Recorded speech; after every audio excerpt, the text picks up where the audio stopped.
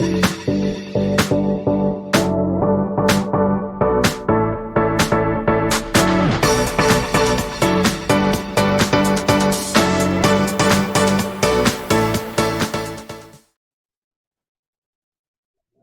everyone, and welcome to Autism and Neurodiversity Coaching's podcast, which is Neurodiverse Universe, with myself, Ben Holmes. Just a bit about Autism Neurodiversity Coaching for those that are listening for the first time. We offer coaching for neurodiverse individuals, training for businesses, do public speaking. We have an online content library. I like to get involved in lots of other neurodiversity related things as well. Our website, if you want to know a bit more about us, is www.autism&neurodiversitycoaching.co.uk.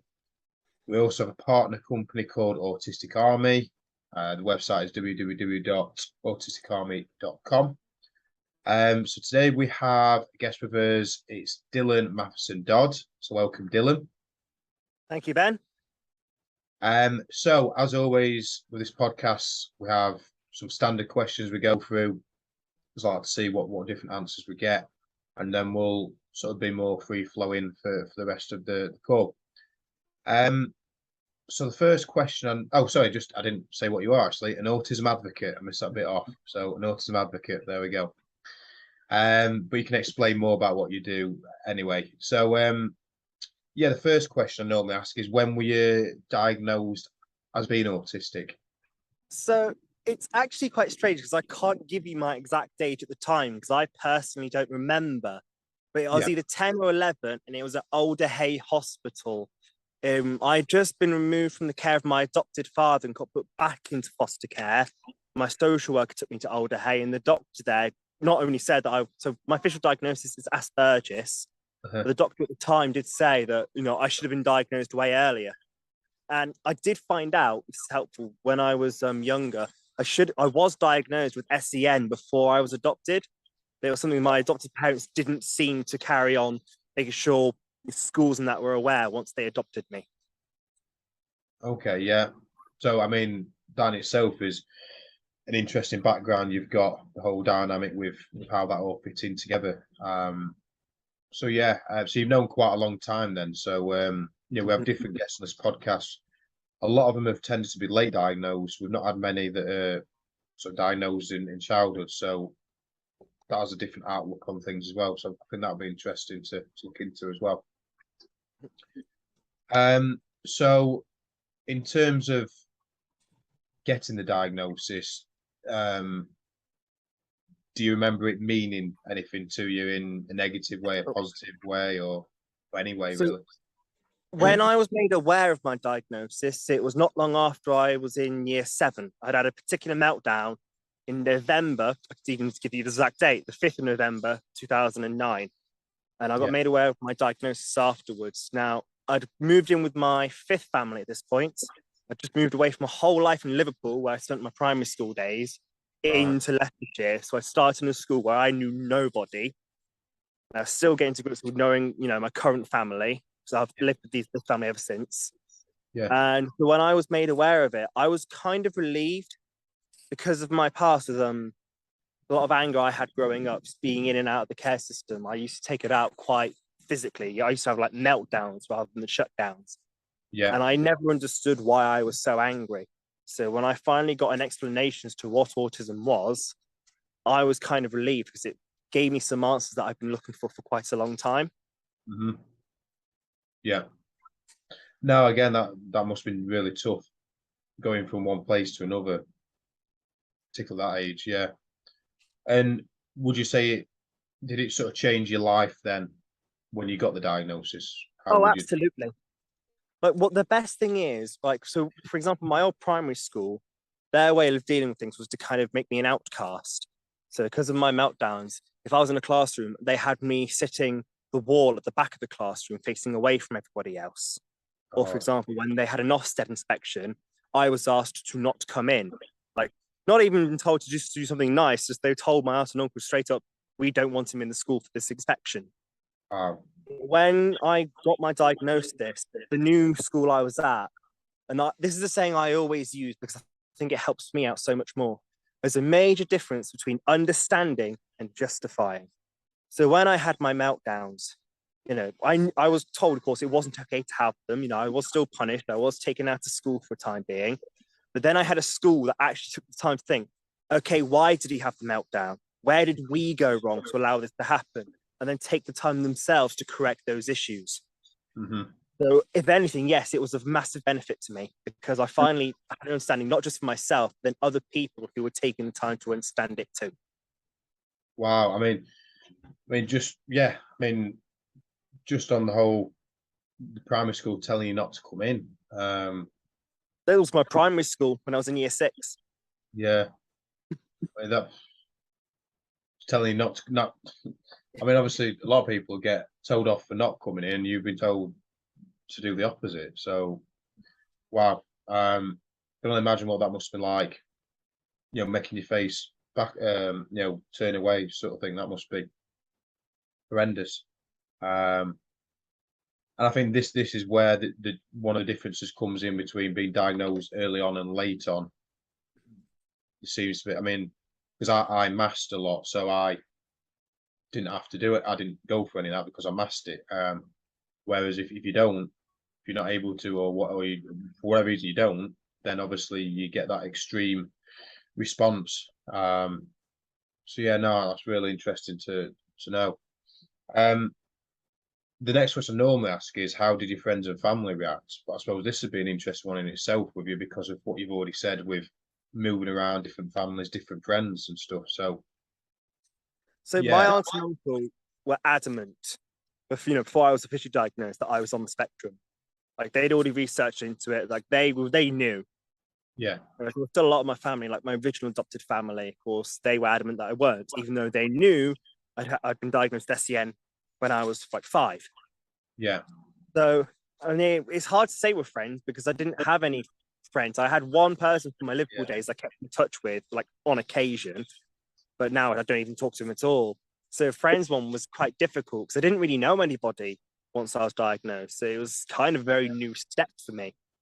But family-wise, like I said, there was family who already knew, and then some family were just happy to take it on board. It didn't bother them, truth be told. It didn't affect them in any way. They were happy to embrace it. Yeah. So you've had a mix there. So yeah, no, it's good that you've had some that are supportive of it. And what would you say in terms of support you've had, so from diagnosis until now, I guess? Well, so when I was first diagnosed, the autism outreach team were giving lots of support to Mick and James. They're essentially my parents, but in the whole complication of my family, they're my adopted aunt and uncle. Yeah.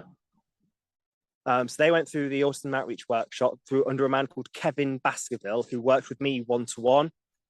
Went through like these different characters of social faux pas, taught me the idea of facial expressions, sayings. Like my aunt had a way to try and help me understand facial expressions. But whenever I watched TV, she would pause the TV and wouldn't let me carry on until I could correctly guess the facial expression and maybe why they were feeling that way, which was a really helpful lesson. But as a kid, I really liked Midsummer Murders, so I just wanted to find out who'd done it. So I was quite frustrated as a kid. Yeah.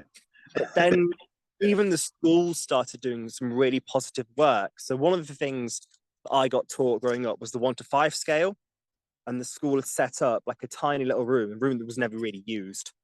They put something like a beanbag in there and like quite a few like calming pictures, almost like a sensory room at the time, because that's all they could do, but it did work.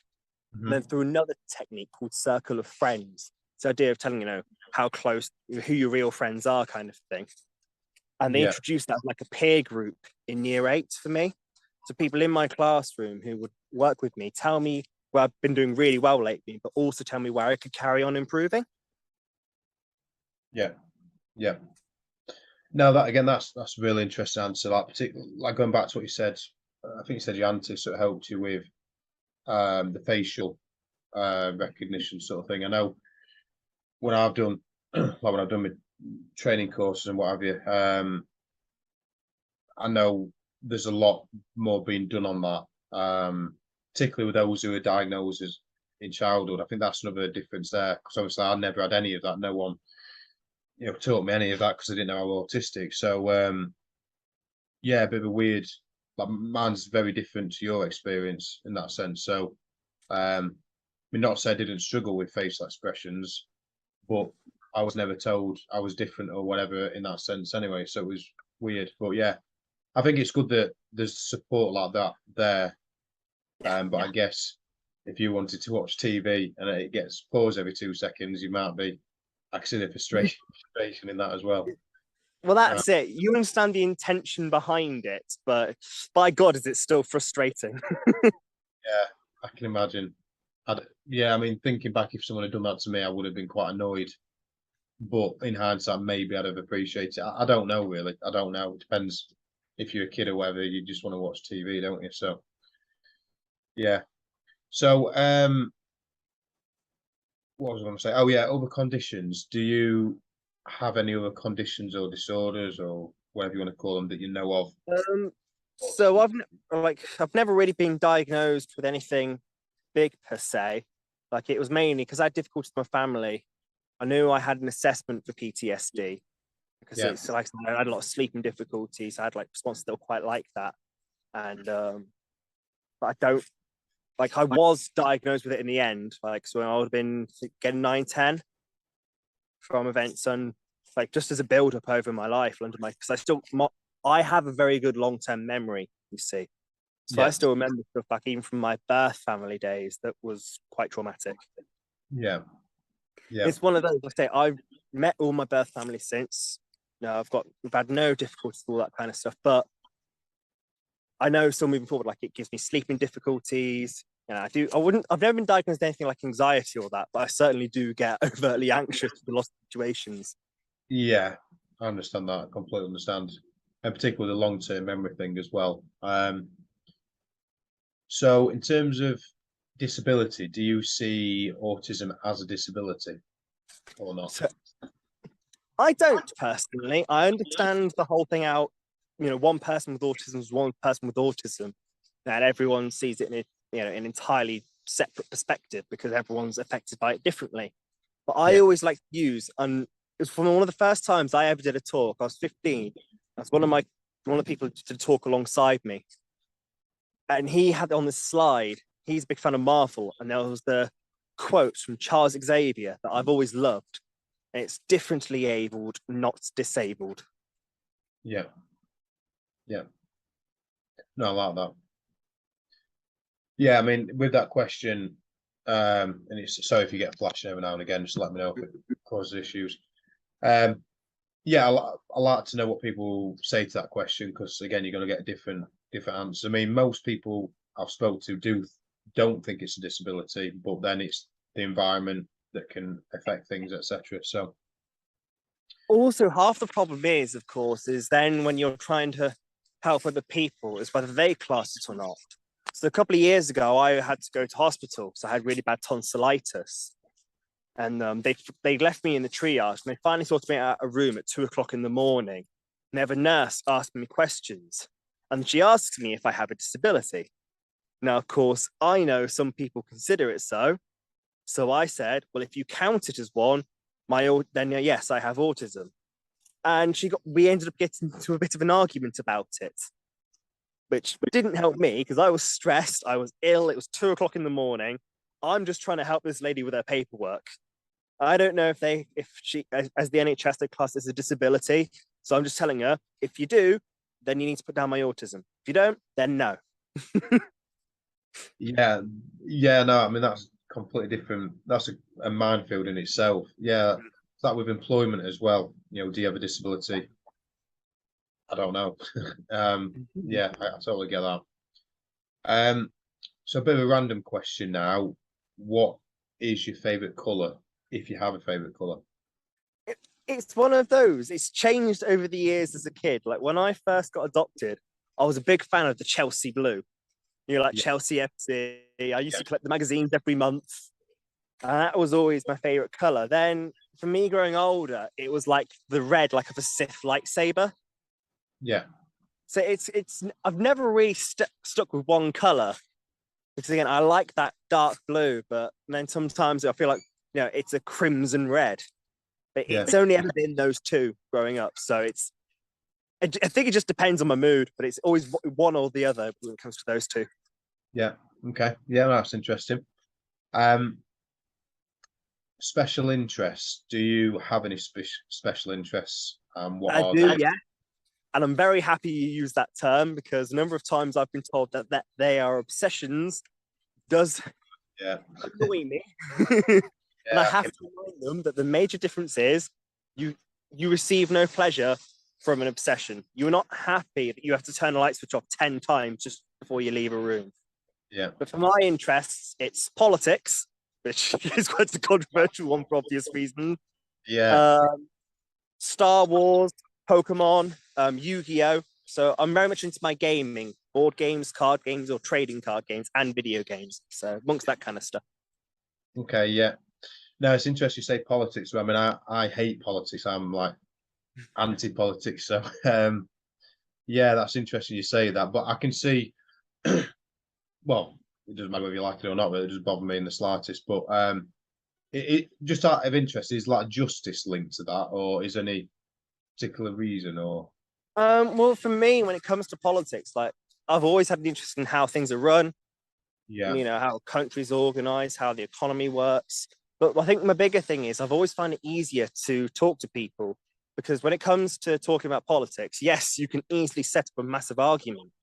Right, but I actually think it can be quite a bonding exercise. You get to take the time to understand why a person thinks the way they do. Yeah. I think when you take the time to understand that person's perspective, like, regardless of difficulty in communication, it helps you connect with that person in an easy way that in future conversations, you know, you get them.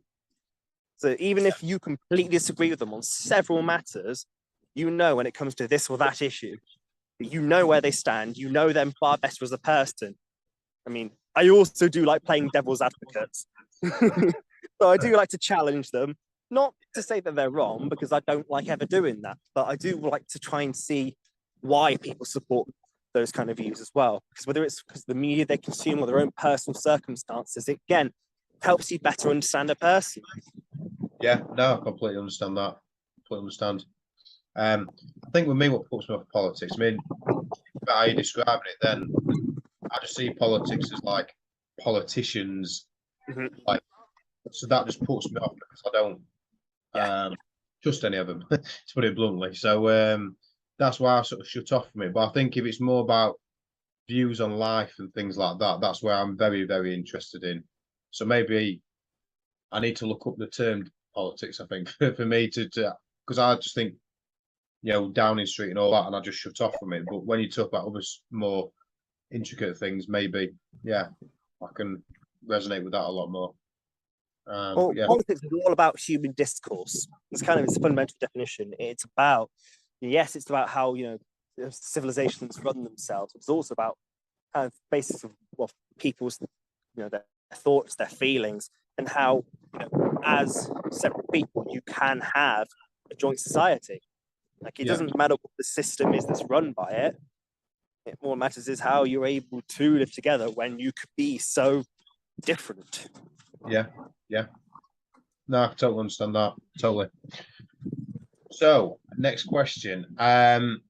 If you could meet any celebrity, or I should add, you know, famous figure from the past, who would that be and why? You can have a few people, or you can say no one.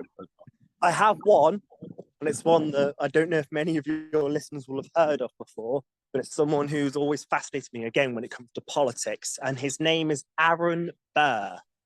Okay. I don't know if you're familiar with him. So he was the third vice president of the United States, and he was actually the vice president under Thomas Jefferson for his first term. And he's a really interesting figure because when you look at some of the things he stood for, he's a man who's over a century ahead of his time. He tried to pass bills allowing women the right to vote. He was a staunch feminist, and famous for having a portrait of Mary Wollstonecraft on his mantelpiece. He was known for trying to pass a bill outlawing slavery in the state of New York.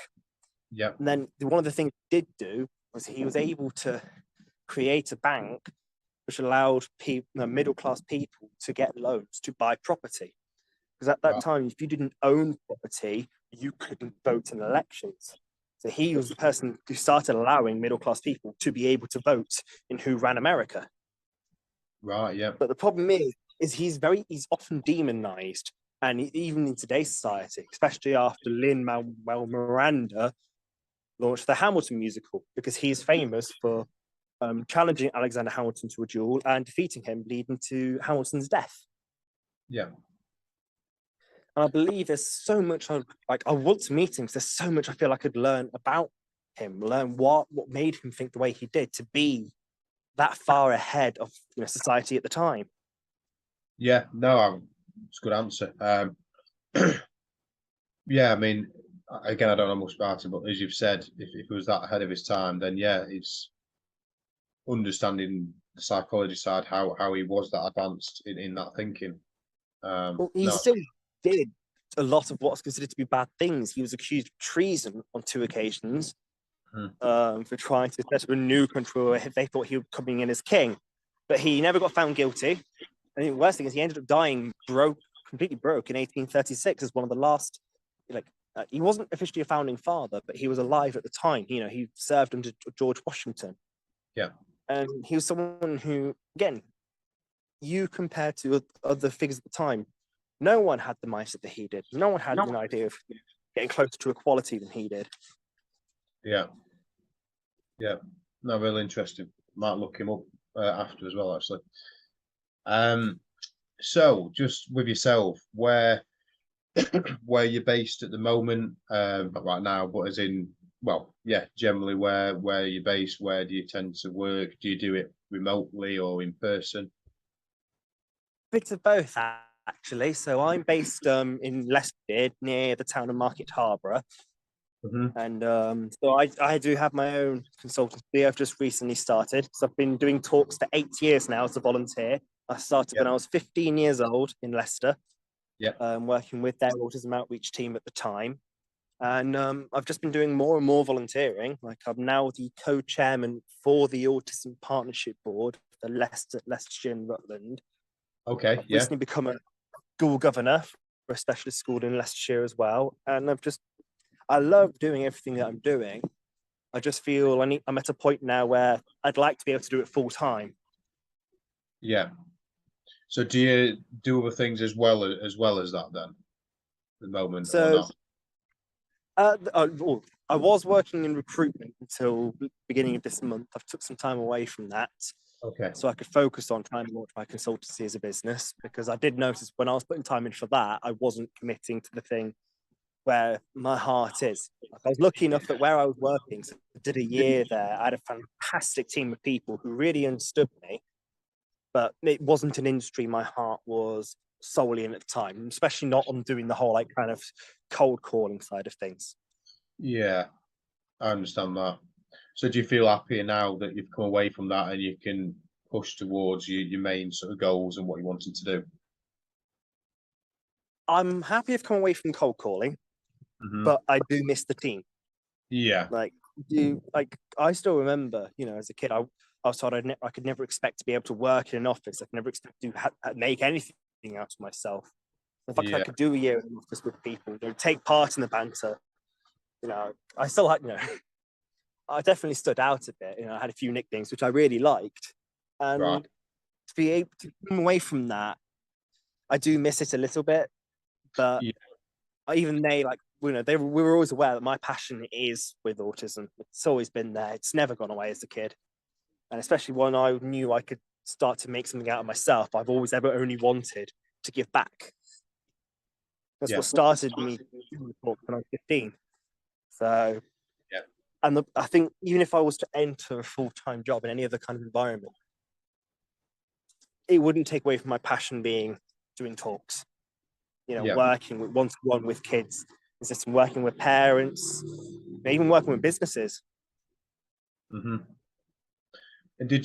so you mentioned when you was in that other job, you quite enjoyed it, etc. Has it been the case when you've done other jobs in the past? I don't know how many jobs you've done, obviously, but have they all been accepting, or have you had the opposite in some jobs? How was that? It's been mixed, actually. Yeah. So the first job I properly had, once I was on a regular salary. It was a part-time job. The owner actually took the time to research autism and actually asked me the ways and how it would affect me. Right, So he right, would yeah. have done the back starts.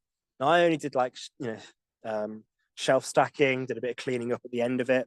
But I still remember, like, I bumped into her a couple of weeks ago and she said, "You were the most accurate shelf stacker we've ever had. You made sure everything was not just like all organized the right way. You made sure that everything was on the line, like not even a millimeter away."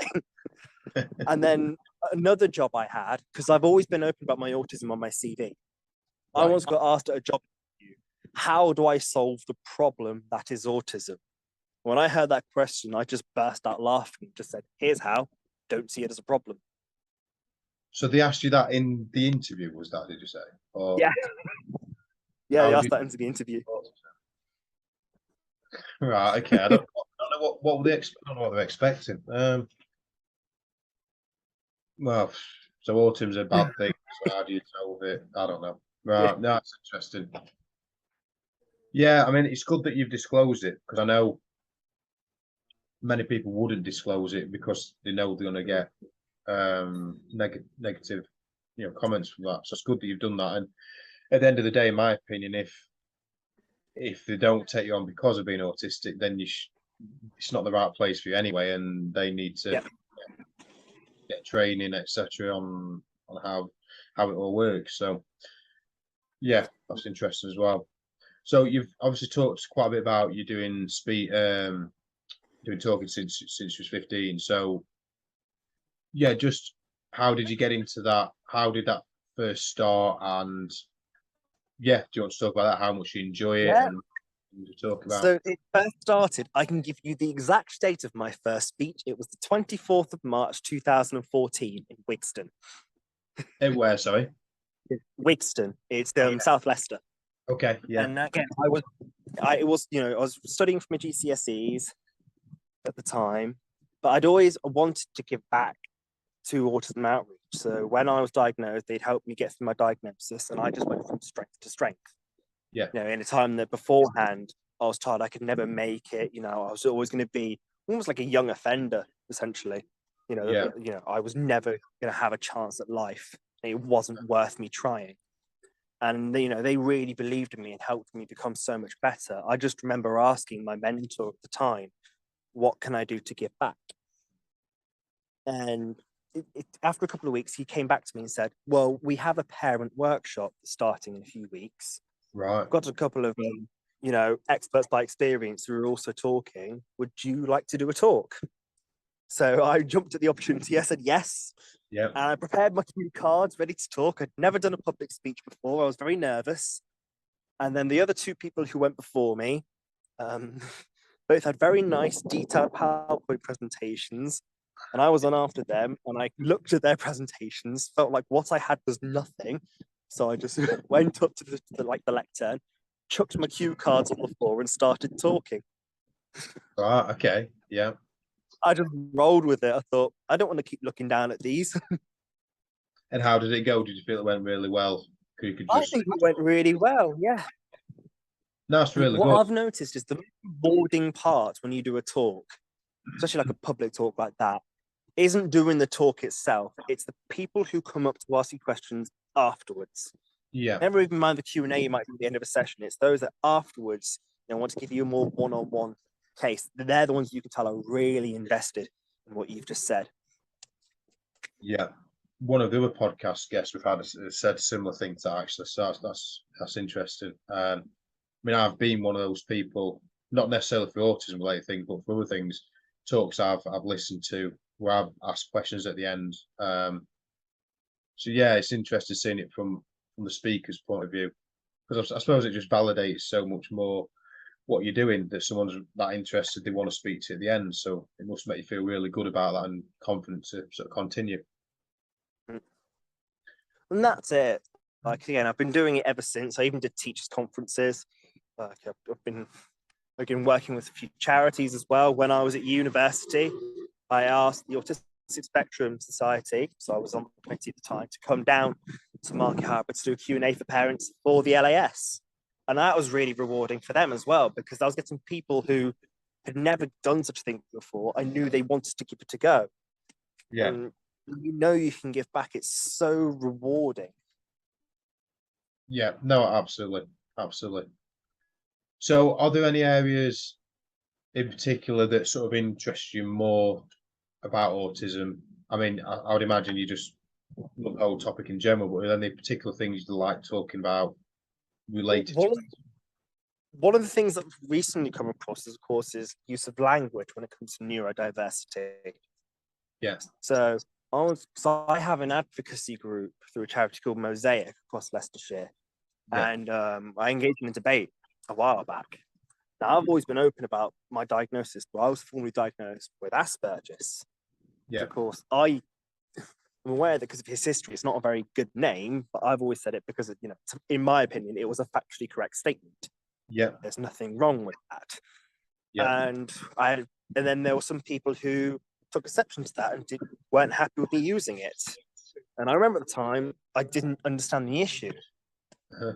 And because the way I'd always seen it, and I explained to them, like, before that name, it was originally referred to as autistic psychopathy. And I believe if I'd been diagnosed with that at the time, and don't get me wrong, I think that term is abhorrent. But if I hadn't diagnosed with that, I absolutely would carry on using it to this day, just to show how far we've come. Mm-hmm. But it was one of those, like, after a conversation with a few of the members, I did understand it far better. And I know I could easily agree with them that services like the NHS shouldn't use that term anymore, considering it's not been a diagnostic term for several years now. Yeah. Yeah. It's one of those, I tend to say it in my diagnosis, but I tend to say with what was called Asperger's at the time.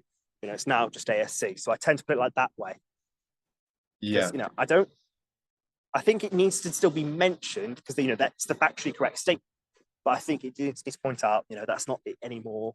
It's all part of the ASC now. And it's one of those, you got to be embracing of the community. Yeah. No, I completely understand that. And I know there's lots of different opinions on Asperger's, autism, etc. I've got my own views as well. I think it's about accepting what other people say as well. Like your case makes complete sense to me. I mean, I don't use Asperger's, as you've probably already picked up on, but mainly because of what you've already said. But at the same time, I mean, I know people personally who refer to themselves as Asperger's because, again, that's what they were diagnosed as. So therefore, they stick to that because that's what I was told. And I think that in itself, the autism or Asperger's, whatever you want to call it, trait in itself sort of fits in there. Well, this is what I was told originally, so that's that. That's what I was told. So, yeah, no, it makes a lot of sense. So, in terms of hobbies and other things you like doing, I think I made some notes about some of the things you like doing. So, did you say you're looking to publish a novel, or you have published a novel? Yeah. So I do a lot of writing in my spare time. So I do like to write a bit of poetry on occasion. I know last year when it was Remembrance Day at work, because I did social media for the company I was working at as well. I wanted to do something different from every person's kind of like memorial post. So I gave myself an hour to write a poem to do it. I was able to get it out on there, and it went down really well to where our village ended up reading it out on their ceremony. So writing's always been a passion of mine. I think it's one of those where you could just let your head explore quite a ways, and you never know where it's going to end up. Yeah. But also, when you have a lot of stress, it's a good way to put it into paper, to exercise it into something else. Yeah. Yeah. No, I totally get I'm that. not really a sporty person, you see. Like, my favorite sport is chess, which, many people would now say isn't a sport, but it was recognized as one by the International Olympic Committee in the year 2000. So I'm sorry, it's a sport. But as of last year, I recently started playing lawn bowls, which is tends to be associated as an old man's game. Now, because I live in a small village, it actually worked in my favor. Like, my dad tried to get me playing it when I was like 12. Yeah. And at the time, that people being a lot older, that is very much off-putting. But I explained it to him when I joined later. It was like, in a way, being able to have a pint with them, whether you want to have one or not, once that age barrier is gone, there was no longer an issue for me. Yeah. Because I'm an adult, they're an adult. The age at that point doesn't matter. Yeah. And I really enjoy it. It's a game of etiquette. It's calm. You're not allowed to talk over each other. And so you still have traditional rules that people to keep following. Yeah. No, I mean, I've never played it like to the standard that you're describing. I mean, I had a set at home and I used to play it on the garden and stuff, but I used to love playing it. I really, really enjoyed playing it, and I would like to do it again, actually. Again, as you've said, it tends to be linked to a more older person's sport, stereotypically. But yeah, I mean, that's definitely something I'd like to do again. I can imagine it now. I just really enjoyed it. I presume there's slightly different rules to the one when I played, just messing about, but at the same time, well, definitely, you have lawn green bowls, you have crown green bowls.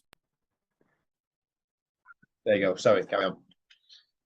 So yeah, like I say, you have lawn green, you have crown green bowls. Like the greens for those are very different. So the way you bowl them is very different. But kind of the etiquette of the game remains the same. I've always enjoyed that about it. Like it's weird because, for example, when I listen to music, I'm a metalhead, so I listen to very loud music. And what I love about metal isn't just the music, because for me, it's not the volume that stresses me out; it's the number of transmitters. So if I'm in a crowd of 100 people, I hear all of them talking. If I'm not talking to someone, I can't filter it out. It gives me, it stresses me beyond belief. But when it's like one loud source of music, I quite enjoy it, actually. But I think it's the metal community, like for where I live, it's such a fantastic place for me. Like it's made me feel more welcome. Like even though it's very different to, no worries if it's it's such a fantastic community, even though it's so different to the lawn bowls community. It's quite relaxing. Like it's great to have those two separate things. Yeah, two different extremes, but I can see the link and how they can both feel happy, I guess. Yeah, no, totally resonate with that. So just with sort of autism in general or neurodiversity in general, is there anything else you feel you want to talk about or you think is really important to mention? Well, I could talk to you forever about it, truth be told. We could be here a week down the line and I wouldn't stop talking. I think the most important thing, and I will say this every time when it comes, is love. Is love and understanding. That's why, we had to change. It's why it had to be changed from autism awareness to autism acceptance. Yeah, as I was saying, you have to meet them halfway sometimes. Even if that halfway point isn't something you might agree with, if you can kind of explain to them, you get where they're coming from, even if the idea of getting their point of view shakes you to your core. If you can try and sympathize with their point of view and then, nudge them towards accepting it, you can do far more better than just yelling at parents that they're wrong. Yeah. And I know it's not great, but sometimes you have to work with the families to do that, even if their viewpoints are awful. Because if you yelling at them is not going to allow them to let you help their kid, it won't change their minds to how better understand their child. And you don't get anywhere with it. You can't. It's one of those things, they say hatred is taught. Yes, ignorance is taught. And yes, you have to try and teach them the right way. But you can never just do it by. Yeah. But that was my sentence not finished. Sorry, go on. Yeah, so just for those listening, we're having issues with recording at the moment for some reason, so apologies if there's any gaps there. Is there anything you wanted to add on that bit that you were just saying there? No, I'd finished there. It was quite perfect, but it is one of those, and I do understand why it's difficult for people to accept that. When parents do have such horrible views, when you have things like anti-vax parents, I should say. Yeah. Put it down to one gender. But at the end of the day, if we want to better help acceptance of it, we can't do it by yelling at people for being wrong. We have to actually sometimes try and meet those people halfway. Yeah. And then nudge them over to the right side. Yeah, no, completely agree. Because if you just argue with them, you don't always get anywhere. So completely resonate with that and agree. So is there anything else you want to add before we start wrapping it up? Is there anything else you want to say? I'm kind of, like I say, that's where I am with it. So as I told you, I've just started my own consultancy as well. I think after 8 years, if I'm going to do it full time, I'm going to do it properly. Yeah. So I've named it Janus ACT after the Roman god of doorways and decisions, because he's the god of beginnings as well. The ACT standing for advocacy, consultancy, and training. Okay. Yeah. I'm slowly towards. I've got school visits in. I'm starting to work with loads of other people with it, and it's really rewarding.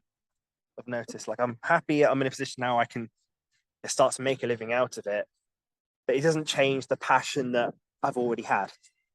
It just means I can actually. In fact, I can commit more to it because I'll be able to make a living out of it. It just means when you can do more. Yeah, no, that's really. That's all.